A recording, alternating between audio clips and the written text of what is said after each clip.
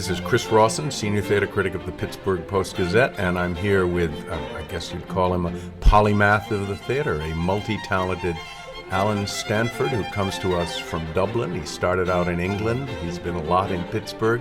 So you're a sort of a polymath of geography, too. Oh, yeah. I mean, I pride myself on thinking that I've been most places. And they still invite you back? And they still invite me back, which is always encouraging. Yeah. Yeah, well, Pittsburgh, particularly, you first came here as an actor. I did. It's 3 years ago, I think. We were doing a tour, one of our several tours of the United States from the Gate Theatre in Dublin of Beckett's Waiting for Godot, and played the Byam Theatre here. And you played Pozzo. I played Pozzo. Looking at you, you could only play Pozzo. I could only play Pozzo. You're such an imposing figure. Yes, or to put it another way, I don't look lean and hungry. But anyway, it happened that Pittsburgh Irish and Classical Theatre were doing a season of Beckett, and knowing that we were coming, they didn't do Godot as part of their season, but our production was what they invited all their sponsors and their right, sort of fit in. Sort of fit in with it. And on the night they all came, they invited us to dinner, and we all went over, and I was chatting to Andrew Paul, who is the remarkable entrepreneurial artistic director.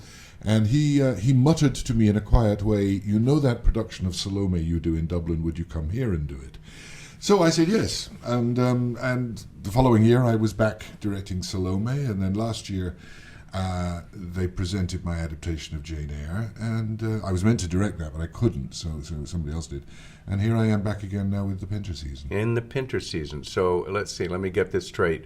Born Englishman, fled to Dublin, now directing the fellow from the East End of London in Pittsburgh, Pennsylvania. There you are. Isn't it a wonderful career when you think about it? Theatre is wonderful. You never know what's round the corner. It's why I love to be sort of camping on the edge of it here, as it were. So I really want to talk to you about Pinter. Yeah, so here you're directing two shows. Yes, I'm directing Betrayal and Celebration, which a sort of middle period play and his last. Yeah, Betrayal really is, I think, one of the most popular of his plays and one of the most accessible. In a way. It is very popular. It is accessible in that it doesn't have anything about it that is left hanging. Mm-hmm. It's about a love affair. It's about a three-sided love triangle. The only interesting thing about it is that it goes from the present to the past. You see it at the affair in its very final moment, and and at the end of the play you see the affair at its very, very first moment. And it sort of seems odd that it seems like you're doing a play backwards, but of course that's how we see life. We perceive our lives through memory. Uh-huh. We look at the world backwards. We don't know the future, and we don't live our lives out into the future. Chronologically, no. We live our lives out in memory. Everything that happened yesterday is an immediate part of our lives, and everything that happened 10 years ago is a distant part of our life. So that's the way the play is written, from the present to the distant past. But you said the only interesting thing about it, of course what you mean is the only unusual thing about it. Or the only unusual thing about it. Because I can tell you, my wife and I saw it, and we talked long into the night, and then we woke up in the morning talking about it, and I think we even talked about it the day after, which is one of my tests, the afterlife of a play. Yeah. It is an extraordinary examination. And again, because one of the joys of Pinter is that he was a writer who dealt purely in the words that were spoken, which seems an odd thing to say because that's the way most writers work. They write the words that are spoken, but Pinter deals in the words that are spoken. In other words, you take a play like Betrayal, the conversations in it on the page can seem somewhat lightweight, banal even. Mm. But when you examine, you put them into the mouths of actors who start to consider what those words actually represent. And Pinter always said himself, don't look for a backstory in my plays. The play exists literally in the words that are spoken. So that's the exercise. You keep working the words that are spoken, and you find the nuance after nuance after nuance. You find layer after layer after layer. And as actors begin to work those words, suddenly a whole wealth of life materializes underneath them, because people say things not merely to communicate but also to defend, or to protect, to hide, to communicate, to conceal, and finding those levels within the words that are spoken and how the words that are spoken That's the magic of Pinter, and he writes closest to human conversation of any writer that I know. I buy that, but don't you think that the Betrayal is a rather unusual play in his oeuvre? Can I say oeuvre? Yes, you can, and I would agree with you. I think it comes very much out of very close personal experience as well. His own affair with Lady Antonia while he was still married to Vivian Merchant. But there was also another affair in there as well, with a well-known broadcaster and one or two others as well, because he was a man of, shall we say, rich appetite. But he, as opposed to other men. As opposed to other men. Like you and I, who live pure and moral lives. But he had a fascinating understanding of his own psychology, I think. I mean, I remember talking about this before. We were doing a talk in Italy about him. Michael Billington and I were Michael Billington, who's written the chief biography. The chief biography, yeah. And we were doing a sort of a talk-in at a theatre in Italy when Harold was getting an award there. And talking about this, most people have a sort of a ladder down into their subconscious that they can climb down, and good writers have a very sturdy ladder into their subconscious that they can climb. Harold Pinter had a moving stairway. He could just drop. When he wrote on obeying the absolute dictum: there is no audience, there is no judgment, there is no criticism. Write what you're thinking, and he did it. So he wrote with a phenomenal degree of personal honesty. And he wrote about his own fears and his own peculiarities. And people sort of say, asked him questions. Like, if you look at the play The Birthday Party, which is a strange enough play in itself when it begins, and then along come Goldberg and McCann. And I remember he was asked, who are Goldberg and McCann? Where do they come from? And he said, well, when I was writing it, I suddenly thought, who would be the two people you would least like to have at your birthday party? So I wrote them. And that was it. It was in the process of trying to create a world. He was also talking about when he wrote The Homecoming. At no point was the wife of the homecoming son ever really meant to have too much influence. Right, but she took over. It was going to be a conflict between the son and the father. He said the moment she walked through that door, she took over, and I couldn't stop her. Now that's a kind of honesty of writing. That's the richness of writing that he writes. He wrote always from a tremendous depth of honesty. Well, Alan, you're an actor, you're a director, you're an entrepreneur, you're a writer. Have you acted, Pinter? A long time ago, yes, but not a lot. No, I've been directing. I did have once the astounding privilege. I remember the Michael Colgan, the director of the Gate, saying, "When you go down in the aircraft, your obituary will read, and he directed Harold Pinter in one of his own plays." Oh, tell us about that. That was a wonderful experience. Great learning curve, in fact. Our second Pinter retrospective at the Gate Theatre in Dublin, we did the collection. Again, a three-sided love triangle, but involving two men and a woman, or actually three men and a woman, but the husband, the boyfriend, the possible boyfriend, and the possible boyfriend's male lover.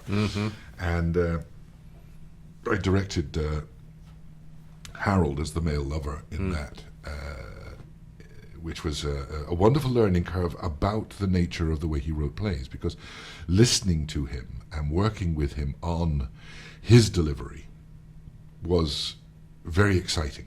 Did he take direction? Absolutely, because we must remember that long before he was a playwright, he was a poet, and long before he was a poet, he was an actor. And he was very much a man of theatre. He trained as an actor. His first work as an actor, he took the name David Barron as a stage name for some unknown reason. I think his agent thought that Harold Pinter sounded a little too East End, and he was Jewish from the East End of London. Yeah, it's hard to remember that because he's such an icon of establishment. But he was an East End Jewish boy, and and I'm very proud of it. But his agent at the time suggested he took the name David Barron to sound a lot more Posh. English and posh. But when he came out of RADA, his first job was in Ireland. There was a very, very famous old-style actor-manager of the Irish theatre called Anu McMaster. And he would tour Ireland playing the smallest of villages, doing Shakespeare for seasons. And then he'd go over to Stratford and do a season there as a major, this is long before the Royal Shakespeare Company, the days of the Shakespeare Memorial Theatre in Stratford, and do seasons there as a major. Anu McMaster would. Anu McMaster would, yeah. And then, so Harold Pinter came in as a young actor and worked with Mac. He wrote McMaster was always known as Mac. And Pinter years later wrote a wonderful little monograph about Mac, a beautifully written piece. If you ever find a copy of it, there are only 200 printed copies of it. In its published form. I'm blessed with one of them, and he tells a story in that as an actor that McMaster, the old style actor, they were doing a matinee performance of The Merchant of Venice, and Mac was playing Shylock, and Harold in his first season as an actor was playing Bassanio.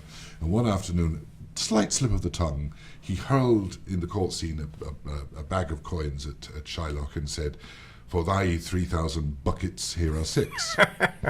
And McMaster just turned and looked at him, and every actor on the stage went cold.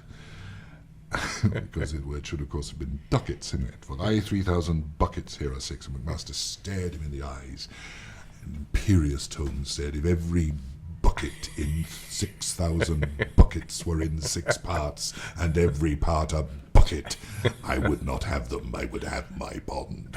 And of course, everybody on the stage in convulsions, Pinter weeping, and McMaster staring at them. Good. We've lost something in acting, I tell you, that kind of presence of mind. But that's how Harold started off. He was an actor, and he remained an actor, and a director. He was a very fine director. He directed an awful lot of theatre. Yeah. So you've done Betrayal, which is up and running, Yes, and the other play you're directing, which is his last piece, and it's called Celebration, and it is. Now that's not about his subconscious. That's No, not that about is a satire on the nouveau riche. Yeah. That is an escalator into his absolute detestation of artificiality, phoniness, and people with too much money and not enough brain behind it. It's set in a restaurant. It is utterly absurd that every character in it, including the staff of the restaurant, really don't have any redeeming features. He hated waiters. In my personal experience, I saw him almost torturing an Italian waiter in an Italian restaurant, and the poor man had only just simply delivered his food just before Harold wanted it. But he had an incredible temper and a biting tongue when he wanted it. But that's witnessed in his plays. But I do believe that part of the construct of Celebration is based on his loathing of waiters. Right. It's not much of a play, but it's got these wonderful vignettes. It's just a series. It's 9 scenes, and the 9th scene is the length of the previous 8. But it's just vignettes of savagery. There are acts of absolute violence in this play, and yet nobody hits anybody. It's all done by word. There is cruelty, there is savagery. It's terribly funny. I was going to say, it must be very funny. It is very, very funny. And then there's this absurd waiter who keeps interjecting with reminiscences about his grandfather that have absolutely no foundation in fact whatsoever. And I mean, I knew a waiter like that in Dublin who would just come, an old waiter in the old Trocadero restaurant in Dublin, which is sort of the theatre canteen, and the old Frank would come and suddenly decide to sit at your table and start telling you all about his family. And he'd talk for 25 minutes, and there was no getting rid of him, and there'd be orders stacking up in the kitchen, but he just decided to sit down and talk. So that's, you've got that in the play as well. You've got that kind of absurdity. So it's a thoroughly entertaining play. And that's being paired with his first play, which is The Room, which is a deeply dark play. So I think that the festival that's being put on at the moment is a wonderful reflection on Pinter's work. You're getting, in the 6 plays that have been chosen, this wonderful representation of his capacity and style of acting from The Hot House, which is an incredibly funny play. It is pretty much a farce, but a dark, bitter farce, and wonderfully acted. You have No Man's Land, which I think is one of his greatest pieces. It's difficult to say what was his greatest work, because there's a half dozen. There's a half dozen that are his greatest works, and I think that No Man's Land is way up there. And I've seen the play 5 times in different forms, including the original with Gielgud and Richardson, which was much more about Gielgud and Richardson than it was about Pinter's play. But this is one of the best renditions of it I've ever seen. It's absolutely beautiful. And Sam and Rick are just amazing in it. Well, I wanted to ask you, since you come from abroad, granted you're not entirely disinterested on this issue, but I wondered if you'd say something about Picked, which we think of as sort of a mid-sized professional theater here, biting off sometimes perhaps even more than it ought to be able to chew, but biting off big things. Well, I think that's important. I think that's why Picked actually is important. A theatre company should bite off more than it can chew. You know, it's what we used to call at home the Avis principle. You know, Hertz may be bigger, but we try harder. And that's the way it should be. A theatre should always try harder. I think a theatre should always bite off more than it can chew. I know that in the Gate Theatre back home, which I'm sort of, you know, they always say that there are two kinds of actor, an Abbey actor and a Gate actor. I'm a Gate actor. But what's the other kind? The Abbey. Uh-huh. You know, what's the difference? Well, in a nutshell. In a nutshell, the Abbey is the national theatre and has responsibilities way over and above, you know, in terms of the development of new writing and ethnic drama and a responsibility towards Irish drama. Hilton Edwards and Michael McLeamore founded the Gate Theatre back in 1922, and McLeamore always said that the Abbey Theatre's responsibility was to bring Irish theatre to the world. The Gate will bring the world theatre to Ireland. Now, it's changed a lot since then. Yeah. The Abbey has a much broader remit. The Gate has taken a much broader remit. But and sometimes we share program. I mean, they'll do Oscar Wilde and we'll do O'Casey, you know. But it's done from a slightly different ethos and with considerably different funding. You know, the Gate Theatre works on. Bitter. Of course, the Gate Theatre works on 1/8 of the funding that the Abbey Theatre works on. But that's beside the point. Okay, but back to Picked. Back to Picked. This thing of biting off more than you can chew, I think, is important. We've always done it back home. I think Picked do it. I think that Andrew is incredibly brave in his programming to do a program with all the plays of Beckett. We did it in the Gate Theatre with a budget infinitely bigger than Andrew's, but Andrew pulled it off. Picked did it and did it well. To do the complete Sing cycle. Which is one of the most, you know, J.M. Singh is one of the most underrated of Irish writers. Everybody knows Playboy of the Western World. But Playboy, yes, it's a world classic, but that's not the extent of his writing. Right. It'd be a bit like saying The Crucible was the only thing Arthur Miller ever wrote of worth. No, there's a whole, you know, range of plays, and Singh understood the nature of the ethnic Irish as a where the culture was wrapped up in the language. So he took Irish as a language and the way it was spoken, the way English was spoken by native Irish speakers. So you get this strange lilting use of the English language, which he wrote down and recorded. And so many of his plays, things like, you know, Deirdre of the Sorrows, Well of the Saints, they're remarkable pieces of theatre. Picked did bite off more than it could chew and took it on. It does Shakespeare. It does huge Shakespeare. It's an incredibly brave company, and more to the point, with far too little money, he constantly attracts really, really talented actors. That is interesting. I mean, he has the best of the Pittsburgh acting pool, but he's also found ways to get other people. I mean, he's got this back door to Canada, apparently. Yeah. Canadian actors who perhaps couldn't get into New York because they're not known yet, and they come here. It's a way to establish themselves in the States. He's got some very strong. Of very good Canadian actors. I had two down 2 years ago when we did Salome. Jim Maison and Nicole Underhay came down from right. And we have Rick McMillan. Got Rick this McMillan year, at the moment, who is Hanrahan. Just Michael Hanrahan. He is American, but has been living in Canada. He's like me. I'm not really English anymore. I'm Irish. Michael Hanrahan's been so long in Canada now that he's almost Canadian, But also, he does bring in people. He brings in people from Europe. He brings me now, you know, and I don't even have to row across anymore. I mean, I get a flight, and it's done. It's done with too little money. I mean, I do think, I'm not doing the ad here because I'm going home again, but I think of all companies, he deserves support because he does make the impossible You probably happen. haven't seen a lot of our other companies. I mean, we're proud of I've seen a few. I know you've some one, but this is the other thing about Pittsburgh that always constantly amazes me. It should be, Pittsburgh should blaze itself across the United States as culture capital USA. It really should. You have wonderful theatre. The public theatre is tremendous. You've got an awful lot of. I went to see the Quantum Company out in Frick Park during the Howling Miller. What a wonderful night that was. Wonderfully talented actors, an incredible environment, brilliant imagination. They took a book, a complex Finnish book. Finnish novel, for heaven's sake. Yeah, and turned it into this wonderful explosion of energy and activity out in Frick Park.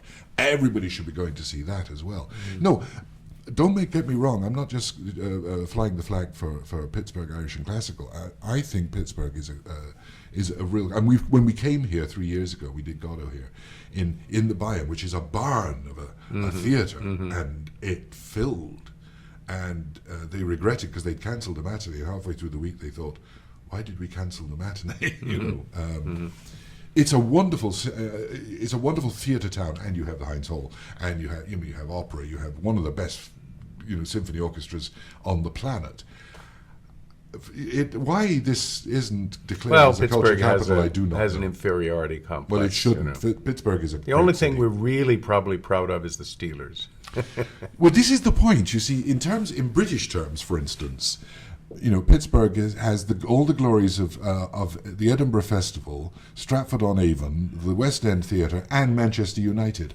So, to have the Steelers on top of all that, this city should be very proud. I love it. I come back not because I have to, but because I want to. I love coming here. Well, Alan, it's been a pleasure having you here, and I gather that this is a precursor of further visits to come. I certainly hope so. There's every possibility I shall be here performing in a particular Oscar Wilde play next year.